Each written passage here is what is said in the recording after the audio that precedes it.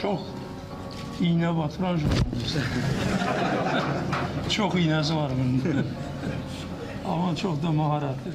Ben sizin telekanal hakkında öz fikrimi deyirəm, hörmət ehtiramı bildirirəm, müsbət işlərinizi qiymətləndirirəm.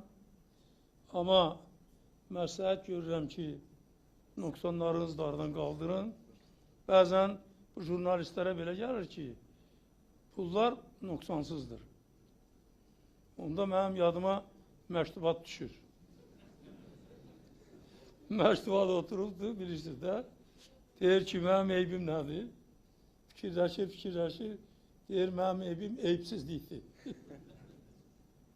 İndi əgər siz də özünüzü tamam eybsiz hesab etsəniz, onda alacaksınız məktubat. Mən istəmirəm ki, siz məktubat olasınız. Bəlkə sizin vaxtınızı mən çox alıram, ancaq bu sözlər mənə belə gəlir ki, burada deyiləsi sözlərdir, mən bunları deməliydim. O ki, qaldı o məsələlər, hansıları siz yüksək qiymətləndirmişsiniz və bununla əlaqədar məni ilin adamı etmişsiniz.